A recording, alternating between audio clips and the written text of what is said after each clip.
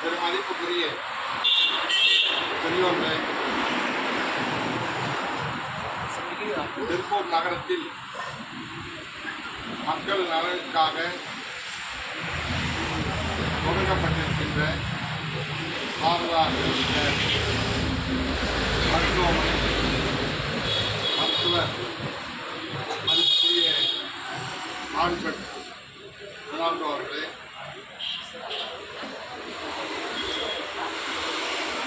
மதிப்புக்குரிய மாவட்ட உறுப்பினர் கவிதா நேர்மதிக்கன் அவர்களே, திராவிட கழகத்தின் மாவட்ட தலைவர் யாழ் ஆறுசாமி அவர்களே, அந்த பெரியார் திராவிட கழகத்தின் மண்டல ஒருங்கிணைப்பாளர் மதிப்புக்குரிய தோழர் ரங்ககுமார் அவர்களே, திருப்பூர் மாவட்ட தலைவர் தோழர் ரமேஷ் பாபு அவர்களே, மற்றும் இந்த நிகழ்வில் கலந்து கொண்டிருக்கின்ற மதிப்புக்குரிய பாலகிருஷ்ணன் அவர்களே, ரஃபீக் ராஜா அவர்களே, இந்த மருத்துவமனை அமைவதற்கு காரணமாக விளங்குகிற மதிப்புக்குரிய ராஜன் அவர்களே, மருத்துவமனை மருத்துவரோடு பங்கேற்றுக் கொண்டிருக்கின்ற மருத்துவருடைய துணையார் டாக்டர் அவருடைய செவிலியர்கள் அவருக்கு நன்றி வணக்கத்தை தெரிவித்துள்ளேன். மருத்துவமனைன்னா டாக்டர் தான் தொடங்குவார், ஆனால் இங்கே ஒரு நோயாளி மருத்துவமனை தொடங்குது. நீங்கள் தப்பாக நினைக்கக்கூடாது. ஆல்பர்ட் ரொனால்டோ அவர் நோயாளி இல்லை, அவர் டாக்டர் தான். அவர்கிட்ட மருத்துவம் பார்த்தவர் குணமாகி இந்த மருத்துவம் நம்ம பகுதிக்கே வந்தால் இன்னும் நம்ம மக்கள் பயனடைவாங்கன்னு ஒரு உயர்ந்த உள்ளத்தோடு ஒரு பரந்த மனப்பான்மையோடு ராஜன் அவர்கள் முயற்சி எடுத்து இங்கே இந்த மருத்துவமனையை அமைத்திருக்கின்றார்கள். அதுக்குரிய பெரியவர்களே, டாக்டர்னா நோயை குணப்படுத்துவார்கள் சொல்லுவார். பெரியார் ஒரு முறை 1972 தஞ்சாவூரில் மருத்துவக் கல்லூரிக்கு அழைச்சிருந்தாங்க. மருத்துவ மாணவர்களாக டாக்டர் ஆகக்கூடியவங்க, பாதி டாக்டர் ஆகிருப்பாங்க, அழைச்சிருந்தாங்க. அவங்க மத்தியில் பெரியார் பேச தொடங்கின உடனே அன்பான கடவுளின் எதிரிகளே அப்படின்னு டாக்டர்களை பார்த்து சொன்னார். எல்லாரும் இன்னும் நம்மளை போய் எல்லாரும் பக்தர்கள் தான், எல்லா மாணவர்களும் பக்தி உள்ளவங்க தான், கடவுள் நம்பிக்கை உள்ளவங்க தான், நம்ம போய் கடவுள் எதிரி சொல்கிறாங்கன்னு கொஞ்சம் வியந்து பார்த்தாங்க. உடனே பெரியார் சொன்னார், நீங்கள் தான் நோய்ங்கிறது கடவுள் கொடுக்குற தண்டனைன்னு நினச்சிட்டு இருக்கான் மக்கள் போகிறான். நம்ம தலையெழுத்து இந்த வியாதி வந்துடுச்சு, கடவுள் தண்டிச்சுட்டாரு அப்படின்னு தான் நோயை பற்றி எல்லாம் நினைக்கிறாங்க. அந்த கடவுள் தண்டிக்கிறது கொடுத்த நோயை நீங்கள் குணப்படுத்திடுவீங்க, அப்போ கடவுளுக்கு எதிரி தானே. கடவுள் ஒரு பக்கம் தண்டிக்கணும்னு நினைக்கிறார், நீங்கள் குணப்படுத்துறீங்க, அப்போ கடவுளுக்கு எதிரி தானே அப்படின்னு ஐயா அவர்கள் விளக்கம் கொடுத்தார். அப்படி வேறு மதிப்புக்குரிய பெரியவர்களே, இங்கே டாக்டர் நல்ல வகுப்பே நடத்தினாரோ எல்லாருமே அமைதியாக, ஏன்னா எல்லாரும் சம்மந்தப்பட்டு ஒரு நாங்கள் எங்கள் கருத்தை நாங்கள் தான் கூட்டப்பட்ட எங்கள் ஆதரவாக எங்கள் பெரியார் கருத்தை எடுத்துக்கிறவங்க தான் குறிப்பாக கவனிப்பாங்க. ஏதோ ஒரு கருத்தை எடுத்துப்பா அந்த கருத்தை எடுத்துப்பாங்க. ஆனால் உடல் என்பது எல்லோருக்கும் அக்கறை உள்ளது, எல்லோருக்கும் நலன் சார்ந்தது. ஆனால் டாக்டர் சொன்னது எல்லோருக்குமானது, எல்லா மக்களுக்குமானது. மருத்துவம் சொன்னாலே அது ஜாதி கிடையாது, மதம் கிடையாது. இத்தனை மருத்துவம் மருந்து இன்னைக்கு புதிதாக மருந்து வருது. மருத்துவத்திலே இத்தனை மருத்துவம். இன்னைக்கு ஆயுர்வேதா, சித்தா, ஹோமியோ எல்லாம் வருது. மருத்துவமும் மக்களுக்கானது. ஒரு ஜாதிக்கு குறிப்பிட்டு அதை ஹோமியோபதி யார் கண்டுபிடிச்சாரோ அந்த மதத்துக்கானது. சித்தா யாரு தொடங்கினாரோ அந்த ஜாதிக்கானது அப்படின்னு யாராவது அதுக்கு புத்தகம் கொடுக்கணுமா? இல்லை. எல்லாருக்கான மருத்துவம். அவர் ஒரு விஞ்ஞானி, அவர் சமூகம் மக்கள் நலன் சார்ந்தவர்கள். அந்த கண்டுபிடிப்பு ஒவ்வொருத்தரும் ஒவ்வொரு மருத்துவமும் சரி, அந்த விஞ்ஞானிகளும் சரி, எதை கண்டுபிடிச்சாலும் நோய்யை போக்கத்தான் கண்டுபிடிக்காங்க தவிர அவங்க சார்ந்த மதமோ ஜாதியோ நினைச்சு அவங்க எதுவுமே செய்யணும். மனிதன் வாழணும், மனிதன் நலமோடு வாழணும், அந்த நோய் நீங்கணும் அப்படிங்கிற சிந்தனையில் தான் விஞ்ஞானிகள் போனா எதையும் கண்டுபிடிக்கணும். அது மாதிரி தான் பெரியார் ஒரு சமூக விஞ்ஞானி. நாங்களாம் பெரியார் இயக்கம் சார்ந்தோம். ஆச்சரியம் அந்த கருத்து முதல்பட்டோம். அந்த வகையில் ஒரு மருத்துவ தோழர்கள இன்றைக்கு இந்த வளர்ச்சி பெரிய வளர்ச்சி, அதே நேரத்தில் என்னென்ன வகையான நோய்கள் இப்போ புதுசாக வந்திருக்குது அப்படின்னெல்லாம் டாக்டர் நல்லா தெளிவாக இருக்காங்க சொன்னார். அது ஒரு பாடமாகவே சொன்னார். நிச்சயமா நம்ம எல்லாருமே இன்னைக்கு அவர் சொன்னதுலேருந்து நம்ம சமய வகையில் அவர் சொன்ன பொருளை நிச்சயம் வச்சுப்போம். ஏன்னா ஒரு மருந்துன்னு போய் வாங்கினா 1000 கணக்கு ஆகும். ஆனால் இது ரொம்ப ஒரு 100 ரூபாய் 200 ரூபாய் இந்த பொருட்களை வாங்கிட்டேன். இதை வச்சு ஒரு காலத்தில் மாட்டி வைத்தியம் இவர் சொன்னதை போல அன்றைக்கி மாட்டி வைத்தியமாக இருக்குது. மருந்துங்கிறதே இப்போ கேப்சூலில் வருது, இன்ஜெக்ஷனில் வருது, மாத்திரையில் வருது. எல்லாம் எப்படி கண்டுபிடிக்கிறான்? இயற்கையிலிருந்து தான் கண்டுபிடிச்சான். இயற்கையில் விளையக்கூடிய எல்லா பொருளும் இருந்து தான் அந்த மருந்துகளை உருவாக்குறான்.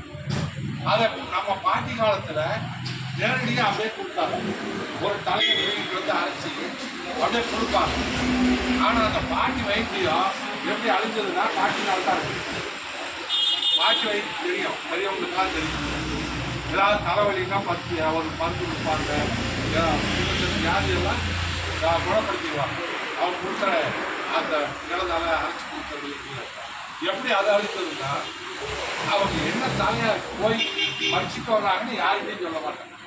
தனியாக போய் அது சொன்னால் வலிக்காது, அந்த மருந்து வேலை செய்யாதுன்னு பாட்டி அதை நமக்கு சொல்ல மாட்டாங்க, குணப்படுத்திடுவாங்க. ஆனால் அந்த மருந்து சொன்னாதானே அடுத்த தலைமுறைக்கு வரும், அதை சொல்லவே மாட்டாங்க. அவங்க திடீர்னு செத்து போயிடுவாங்க, அது அதோடு அழிக்கும். அது நமக்கு தெரியாது. இப்படித்தான் அது அழிஞ்சது. அப்படி அதே நேரத்தில் டாக்டர் சொன்னதில் சின்ன வகையில் நாங்கள் பெரியார் இயக்கத்துக்கார மாறுபடுறோம். ஏன்னா அந்த காலம் அது பொற்காலம் அப்படின்னு பல பேர் இப்போ சாதாரணமாக என்ன சொல்லுவாங்க, அது கலிகாலம். இப்போ இருக்கிறது கலிகாலம், அது அப்போது தான் பெரிய பொற்காலம்னு அதை சொல்லுவாங்க. ஆனால் பெரியார் என்ன சொன்னார்னா, நம்ம தாத்தா காலத்தை விட நம்ம அப்பா காலம் உயர்ந்த சிறப்பான காலம். அப்பா காலத்தை விட நம்ம காலம் சிறப்பான காலம். நம்ம காலத்தை விட நம்ம பிள்ளைங்கள் காலம் எடுத்து வரக்கூடிய காலங்கள் மிக மிக சிறப்பானது. அதை விட நம்ம பேரங்காலம் மிக வியக்கத்தக்க மாற்றங்களோடு வரக்கூடியது. இங்கே டாக்டர் புதிய வியாதிகளை சொன்னார், உண்மைதான். அதே நேரத்தில் பல வியாதிகள் காணாமையே போயிடும். பல வியாதிகள் எங்களை பார்க்க முடியாது. போலியோன்னு ஒன்று இருக்குது. இப்போ போலியோ ஒழிச்சுட்டாங்க, பெரும்பாலும் ஒழிச்சுட்டாங்க. போலியோ ஒழிக்கப்பட்டு சில நாடுகள் முரண்படுறதுனால்தான் அது மதம் தான் அது தடுக்குது. மதம் அந்த நாடுகளில் போலியோ சொட்டு மருந்து போட மறுக்கிறது. அதனால இப்போ போலியோ என்பது இன்னும் இருக்கே தவிர பழைய காலத்து மாதிரி இல்லை. இப்போ கண்டுபிடிச்சு தொடக்கத்திலேயே அதுக்கு தீர்வுகள் கிடைச்சிருக்கு. அதே மாதிரி நிறைய முதல்ல பார்த்தீங்கன்னா இந்த அம்மை பொண்ணுக்கு வீங்கி அப்படிம்பாங்க.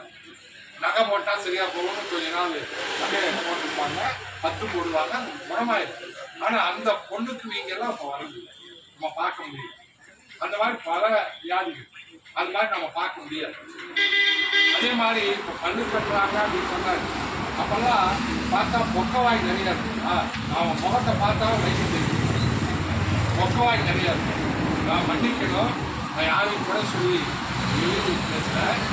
அந்த காலத்தில் வயசு என்ன சராசரி வயசு அந்த காலத்தில் சராசரி வயசு போது அதிகபட்சம் போனால் 35. அதுக்கு மேலே மனுஷன் ஆகலை. ஏன்னா குழந்தை பிறக்கும் போது அம்மா வயசுலேயே இறந்து போயிடும். மருத்துவம் இல்லாத டாக்டர் தான் பார்ப்பாங்க, வீட்டில் தான் பார்ப்பாங்க. அந்த குழந்தை எப்படி வயிற்றுச்சுன்னா தாய்க்கு தெரியாது.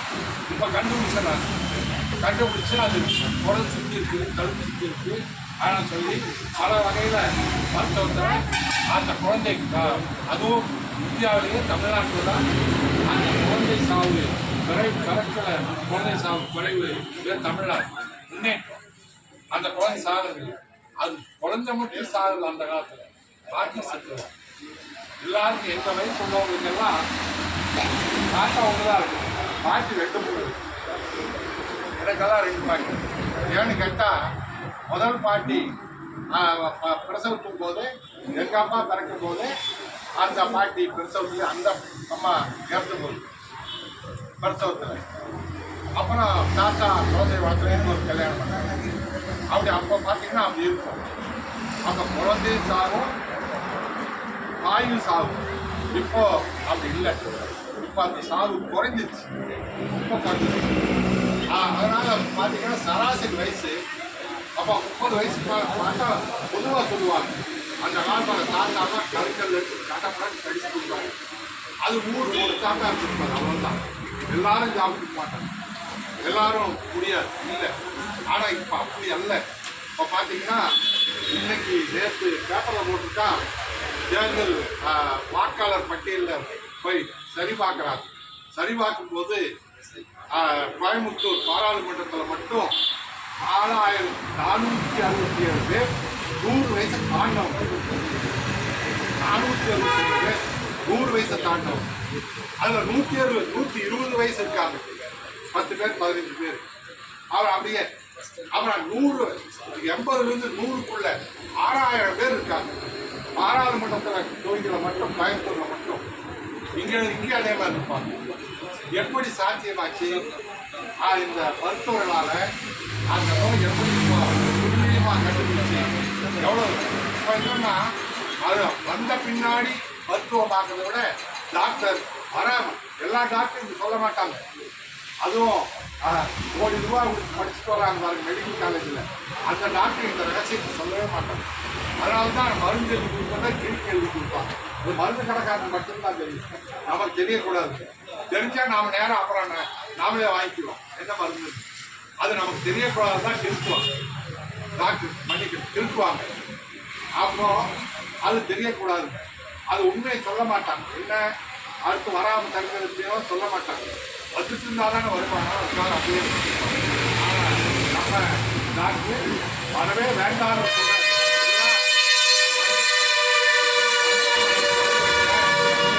வாங்க அதுதான் வராமல் என்ன எப்படி ஒவ்வொரு வியாதி எப்படி வருது, எப்படி ஏற்படுது, அது வராமல் தடுக்கிறது எப்படி, இதெல்லாம் வழி சொல்றேன். அந்த மாதிரி இப்போ ஒரு பெரிய விழிப்புணர்ச்சி குழந்தைகளையே கூட நம்ம வளர்க்கும் போது அந்த காலத்தில் இப்போ வளர்க்குற மாதிரி அப்போல்லாம் கவனமாக குழந்தைகளை வளர்த்துறது இல்லை. இப்போ அவ்வளோ கவனமாக வளர்த்துறோம். அப்போல்லாம் பார்த்தீங்கன்னா ஸ்கூலுக்கே போகல, ஸ்கூலே கிடையாது. அப்போல்லாம் போன கொஞ்சம் பேருக்கும் அப்போல்லாம் அதிகம் 11 மணிக்கு எல்லாம் சாப்பிட்றது ஸ்நாக்ஸ் எல்லாம் கொடுத்தாங்க. அப்போ நமக்கெல்லாம் என்ன ஸ்நாக்ஸ் தெரியுமா? நாங்கள் படிக்கும்போது ஸ்லேட் பென்சில் தான். அப்போ ஸ்லேட் தான் பென்சில் தான், அதை கணிச்சுருக்கோம். எல்லா குழந்தைகளும் அவங்க ஸ்லேட் பென்சில். ஆனால் இப்போ எல்லாமே குழந்தைகளுக்கு கூட 11 மணிக்கு அது பசியோடு இருக்கக்கூடாது. எல்லா குழந்தைகளுக்கும் வசதி உள்ளவர் நினைக்கிறோம். அரசே காலை சிற்றுண்டி கொடுக்குது, மதிய உணவு கொடுக்குது. இப்படியெல்லாம் அந்த காலத்துக்கு இல்லை, அதனால் குழந்தை வளர்ச்சி இல்லை. குழந்தைகளாம் ரொம்ப அதுவும் பெண் குழந்தைகள் பார்த்தா ரொம்ப குட்டையாக இருக்கும். போதுமான சத்து வளர்வதற்கான சத்தா அப்போ அந்த காலத்தில் தரப்படுது. ஏன்னா அது விழிப்புணர்ச்சி இல்லை, ஒரு பக்கம் வசதியும் வாய்ப்பும் இல்லை. அதனால் அது வளரவே இல்லை.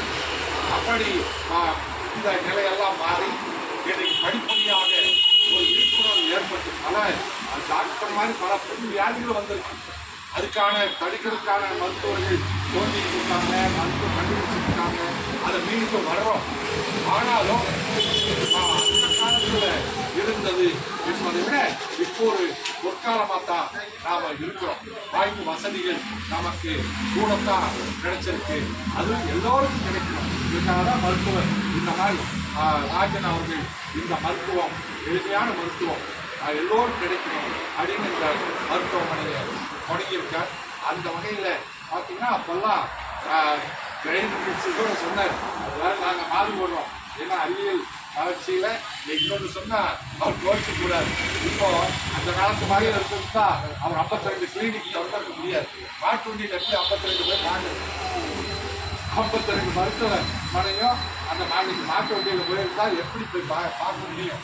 இப்போ உலகம் பூரா டாக்டர் வந்து பார்க்குறாரு விமானத்தில் வந்து. காலையில் லண்டன் இருந்தால் மதியம் அடுத்த நாள் வந்து டெல்லியில் இருந்தால் 2-3 நாள் நேரத்தில் டெல்லியில் இருக்கிற டாக்டர் இங்கே ஒரு அறுவை சிகிச்சைக்கு வந்துட்டு திரும்பி போகிறேன். இப்போ டாக்டர் 52 மருத்துவமனை எல்லாம் இந்த மாதிரி ராஜ்யம் மாதிரி நேரடியாக குணப்படுத்திக்கிட்டு நாம் அவங்க ஒரு மருத்துவமனையை ராஜன் தொடங்கணும் அப்படின்னு நினைக்கிறார். சொன்னால் எவ்வளோ பெரிய அந்த மருத்துவம் அவருக்கு பயன்படுத்து அவர் குணமாகி இந்த இது நம்ம பயிர் கிடைச்சா நல்லது நினைக்கிறாருன்னா அந்த அந்த மருத்துவம் அந்த வல்லமை டாக்டர் எடுத்தது. டாக்டர் தான் அந்த மருத்துவத்தை கொடுத்துருக்காரு. அதனால தான் ராஜன் அவர்கள் இன்றைக்கு இந்த மருத்துவமனையை நமக்காக இங்கே உருவாக்கியிருக்காரு. டாக்டரும் இங்கே சிறப்பான மருத்துவம். ஏன்னா ஒரு நம்மெல்லாம் பழமொழியாக சொல்லுவாங்கல்ல, 1000 பேர் கொண்டா அரை டாக்டர் அப்படின்பாங்க. நம்மெல்லாம் அந்த மாதிரி அதெல்லாம் நம்ம காலப்பாட்டு இருந்ததுனால ஒவ்வொன்றுக்கும் ஒரு பேரை வச்சுருக்காங்க. இன்னைக்கு அப்படி அல்ல, நம்பிக்கையோடு போகிறோம். திரும்பி வருவோம், குணப்படுத்திடுவார் அப்படிங்கிற நம்பிக்கையோட போகிற மருத்துவர்களால் தான் அந்த நம்பிக்கையோட இன்றைக்கு இது இந்த பகுதிக்கும் இந்த மருத்துவம் கிடைக்க வேண்டும் என்று டாக்டர் ஏற்பாடு நடைபெறுகிறது. அந்த வகையில் நிச்சயமாக இந்த மாதிரி அதுவும் தொழிலாளர் நிறைந்த பாட்டாளிகள் நிறைந்த பகுதியில், ஏழை எளியவர்கள் நிறைந்த பகுதியில் இந்த மருத்துவமனை இருக்குமானால் நமக்கு 2 பலன். இந்த மருத்துவமனை ஒரு நோயும் குணப்படுத்துகிறார், நமது மனதையும் பக்குவப்படுத்துகிறார்.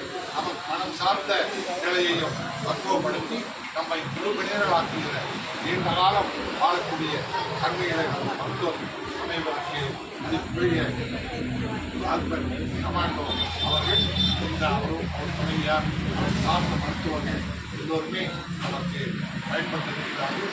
சிறப்பான மருத்துவமனை இன்னும் ஒரு 55 என்பது இந்த உழைப்பும் ஆற்றல் பெறுகின்ற செல்வாக்கும் 100 கணக்கில் பெருகும், நிச்சயம் பெருகும். அதை மக்கள் ராஜனை போல பலன் தரக்கூடியவர்கள் அந்த வகையில் அது ஏன்னா மருத்துவமனை நோய் இருக்கக்கூடாது, மருத்துவர்கள் குறையணும் தான்.